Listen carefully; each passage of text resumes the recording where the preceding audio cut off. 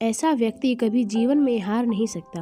बहुत पुरानी बात है, एक जंगल में एक गुरुकुल था जिसमें बहुत सारे बच्चे पढ़ने आते थे।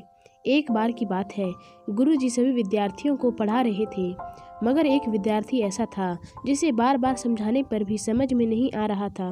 गुरुजी को बहुत तेज से गुस्सा आया और उन्होंने उस विद्यार्थी से कहा, जरा अपनी हथेली तो दिखाओ बेटा। विद्यार्थी ने हथेली गुरुजी के आगे कर दी।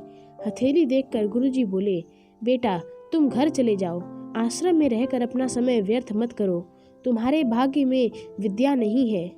शिष्य ने पूछा, क्यों गुरुजी?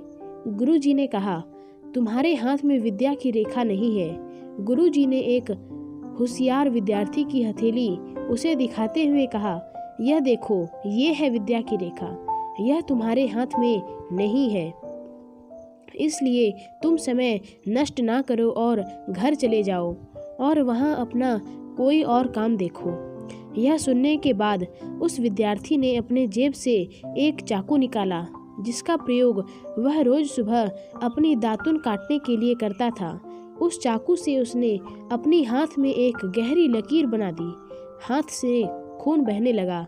तब वह गुरुजी से बोला, मैंने अपने हाथ में विद्या की रेखा बना ली है गुरुजी।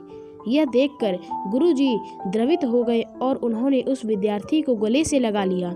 गुरुजी बोले, बेटा तुम विद्या सीखने से कोई ताकत नहीं रोक सकती है। दृढ़ निश्चय और परिश्रम हाथ की रेखाओं को बदल देती है।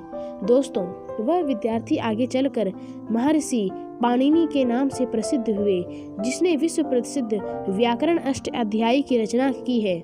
इतनी सदियां बीत जाने के बाद भी आज 2700 वर्षों के बाद भी विश्व की किसी भी भाषा में ऐसा उत्कृष्ट और पूर्ण व्याख्या का ग्रंथ अब तक नहीं बना। तो दोस्तों, इस कहानी की शिक्षा ये है कि लोग चाहे जो भी बोलें, हम हर एक को गलत साबित करते हुए अपनी लगन और कठिन परिश्रम के दम पर जो चाहे वो सब कुछ हासिल कर सकते हैं। आपको वीडियो कैसी लगी कमेंट में बताइए। वीडियो को लाइक और चैनल को सब्सक्राइब कीजिए।